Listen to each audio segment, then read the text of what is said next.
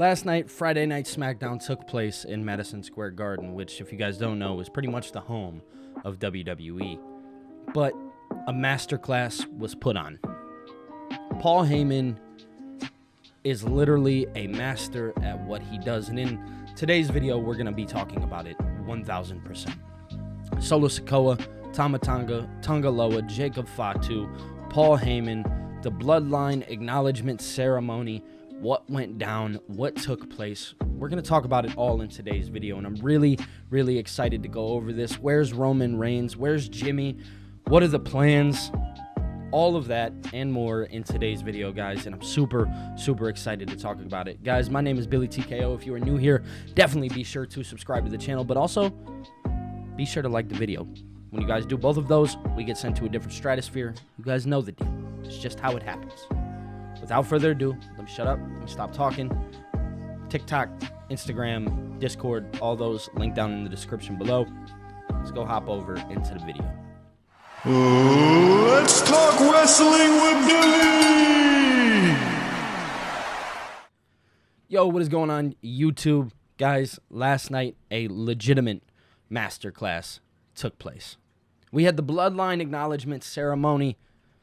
Solo Sikoa was going to technically initiate himself as the tribal chief, which some people might feel a certain way about that. I think we know that. But let's dive into it. Last night, the main event took place. It was the Bloodline acknowledgement ceremony. Solo Sikoa comes out with Tama Tonga and Tonga Loa. Now, one thing to mention there were a lot of backstage segments between Paul Heyman and Solo Sikoa discussing where Jacob Fatu was. Jacob Fatu did not walk out to the ring with Solo Sikoa, Paul Heyman, Tama, and Tonga. Jacob Fatu was said to not be in the building tonight. At least that's what Solo Sikoa said to Paul Heyman. He told Paul, he said, "You're my wise man. I'm taking your advice, and I'm listening to you. Jacob's not here." So, a lot of people were under the assumption, hey, Jacob's not here. So we thought. We get into the ring. Solo Sikoa is in the ring standing at the head. Tama Tonga is to his, if you were to stand on the camera side, on the right. And then Tonga to his left, along with Paul Heyman, kind of standing a little bit over to the left. Solo comes out. Paul was about to give a speech, but Solo had asked him to hand him the microphone. He tells Tama, "Acknowledge me." Tama steps up to the microphone, absolutely acknowledges him. Tonga steps up to the mic, says that he acknowledges him. Guys, I'm paraphrasing here, and I may be rushing ahead. But within this time, Solo Sikoa had announced Jacob Fatu was in the building, and Jacob Fatu comes out with a beautiful entrance. He describes him as his enforcer. So literally what Solo was to Roman Reigns is what Jacob is to Solo. Solo tells Jacob to stand and acknowledge Solo. Jacob says, "I love you, and I acknowledge you." We then see Solo step to Paul, and he tells Paul, "Acknowledge me."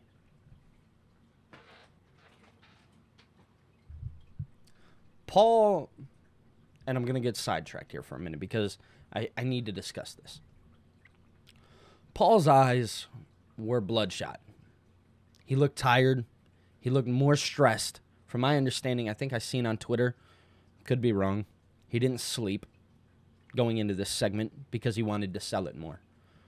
When I tell you that Paul Heyman is the true definition of what this business is, just know I'm not lying to you. Paul Heyman looks sad, mad, angry, upset. Every word that you could think of to possibly describe somebody being down. He was down on himself. He misses his tribal chief. And after last week being told by Solo that Roman's not coming back, it broke his heart. It did. It broke his heart. Loyalty is everything, especially to family. Now, you have to understand that Paul has had relations with the Samoans for a very, very long time. Been very helpful to them, if you will. That family, the Anoa'i family, Paul holds close to his heart. But what Paul holds most to his heart is Roman. Roman is Paul's tribal chief. You guys remember Paul's loyalty to Brock? Because I do. Well, he holds that same loyalty to Roman. Solo steps to Paul, tells him to acknowledge him. He pulls out the leo, which is what they put over the pedals. Paul starts crying in this segment. Where did you get that? Why do you have it? A chef's kiss.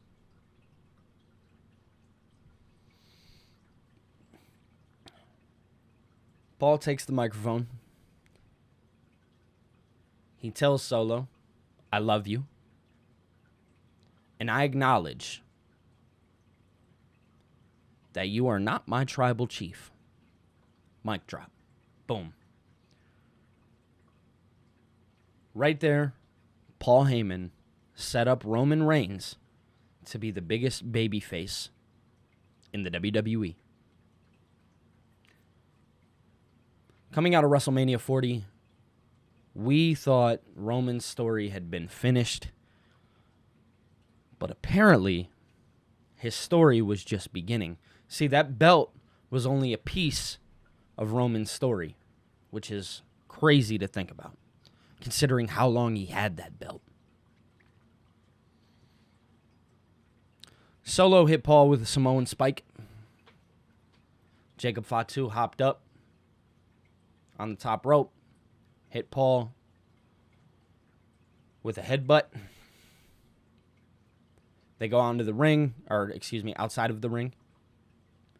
They do the shield bomb, which, if you guys don't know, the shield bomb is the move that Roman Reigns, Dean Ambrose, now Jon Moxley, and Seth Rollins would do in their matches. And that was their way of destroying people, as the Shield.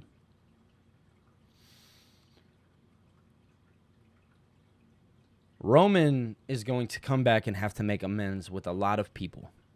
He's going to have to. Whether he likes to believe it or not, he has to see Solo's actions and know that Solo is out of line, and he has to question if that's how he was.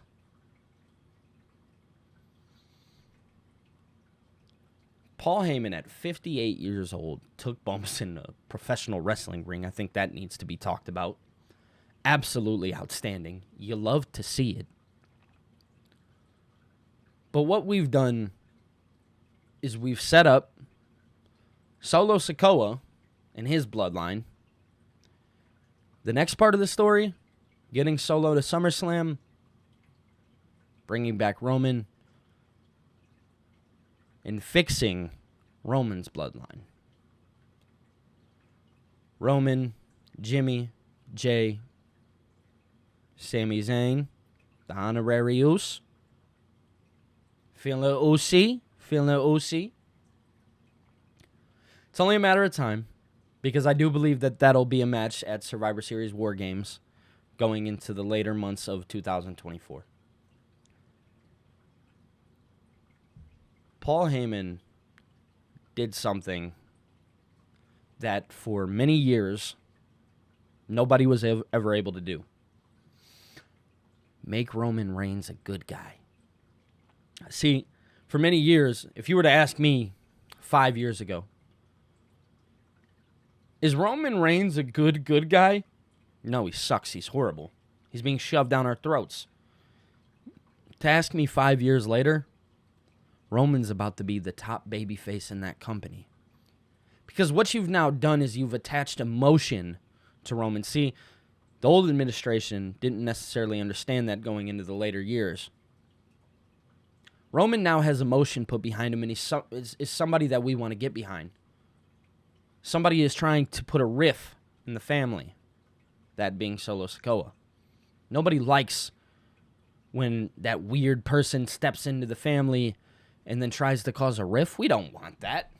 It's lame.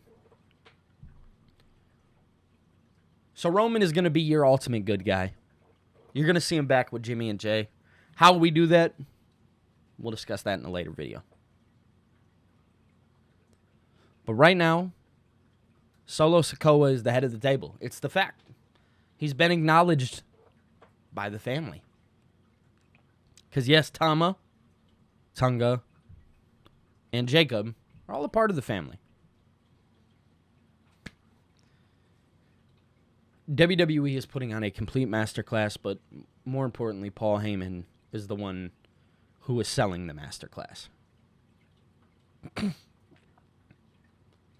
The stress that Paul Heyman looked like he was under, insane.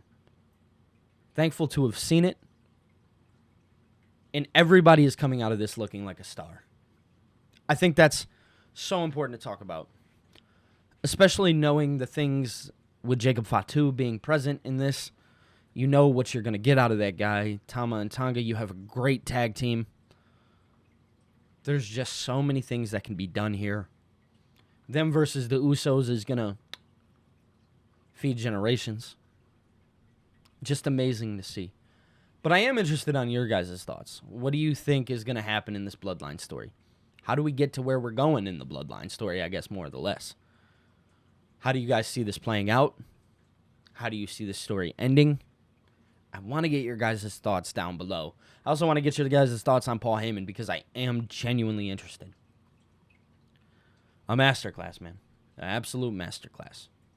Guys, my name is Billy TKO. If you are new here, definitely be sure to like, also subscribe, because what happens is we get sent to a different stratosphere. We also have TikTok, Discord, Instagram, everything linked down below. You can become a member of the channel for as low as $1.99. I'm going to have some cool emotes here for you guys soon. We're also on the road to 5,000 subscribers, and at 5,000 subscribers, guys, I will be giving away a copy of WWE 2K24, so definitely be sure to like this video, and I'll be giving out some more contest details here soon. That way, you guys can all enter, and yeah, no, I'm super excited, man. Super excited. We're on the road to 5,000 subscribers. We're not slowing down. We're not stopping. It's just what we're doing. Thank you guys so much for the love always. I'll be talking to you later. Peace.